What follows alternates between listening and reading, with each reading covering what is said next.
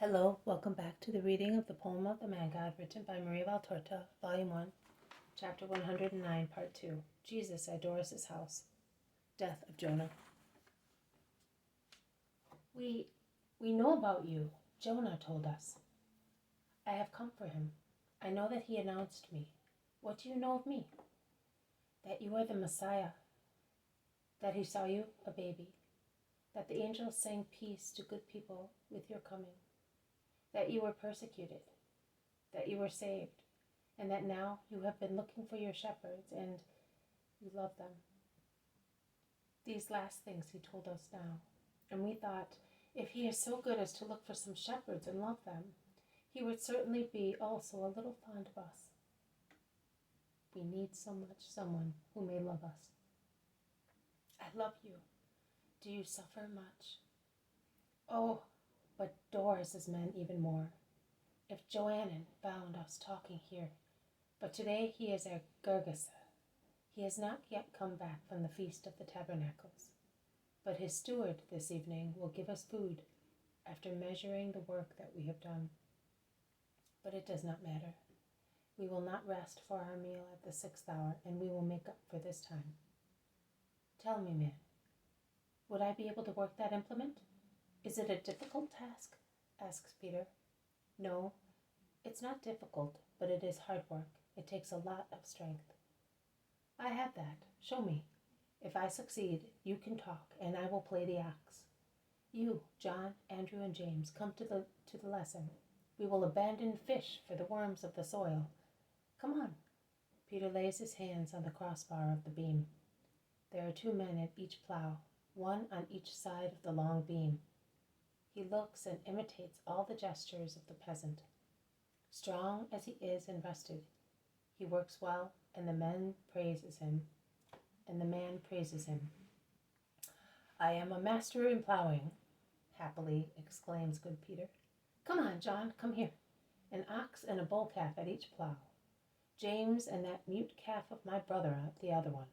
Right, heave away, and the 2 plows proceed side by side, turning the soil and cutting furrows in the long field, at the end of which they turn round and cut a fresh furrow. They seem to have worked as farmers all their lives. How good your friends are, says the boldest of Johannan's servants. Did you make them such? I have guided their goodness, as you do with the pruner's shears. Goodness was already in them. It now blossoms well because there is who takes care of it. They are also humble. They are your friends, and yet they are serving us, poor servants, like that. Only those who love humility, meekness, continence, honesty, and love above all, can stay with me. Because who loves God and his neighbor possesses in consequence all virtues and gains heaven. Shall we be able to gain it too, we who have no time to pray, to go to the temple, not even to raise our heads off the furrows? Tell me, do you hate him who deals with you so hard? Is there in you rebellion and reproach to God for putting you amongst the lowest of the earth? Oh no, Master, it is our fate. But when tired, we throw ourselves on our pallets, we say, well, the God of Abraham knows that we are so exhausted that we are not able to say more than, blessed be the Lord. And we also say, also today we have lived without sinning.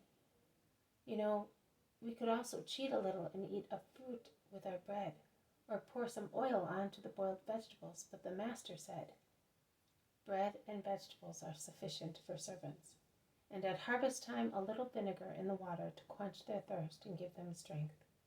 And we do that. After all, we could be worse off.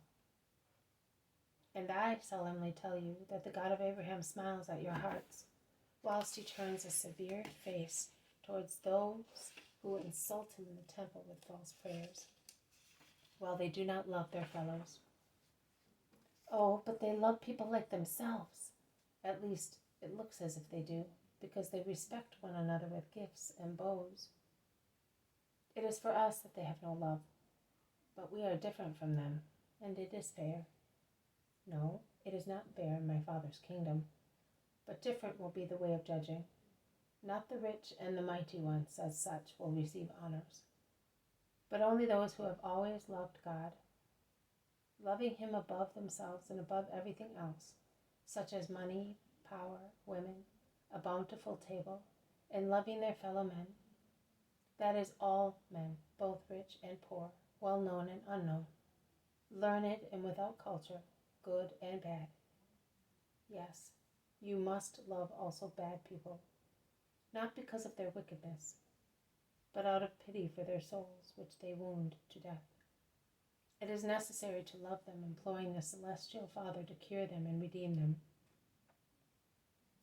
In the kingdom of heaven, those will be blessed who have honored the Lord with truth and justice, who have loved their parents and relatives out of respect, those who have not stolen anything in any way, that is, who have given and exacted what is just, also in the work of servants, those who have not killed any reputation or creature, and have not desired to kill, even when the behavior of other people is so cruel as to excite hearts to disdain and rebellion.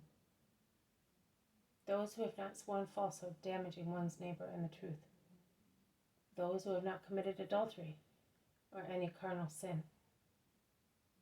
Those who, being mild and resigned, have always accepted their lot without envying others. Of those is the kingdom of heaven, and also a beggar can be a happy king up there, whereas a tetrarch with all his power will be less than nothing, nay, more than nothing. He will be a prey to mammon, if he has sinned against the eternal law of the Decalogue. The men listened to him, gaping. This has been a reading from the poem of the Man God, written by Maria Valtorta, Volume 1, Chapter 109, Part 2, Jesus at Doras' house, Death of Jonah. Thank you for listening. I'll see you tomorrow. May God bless you, and may peace be with you.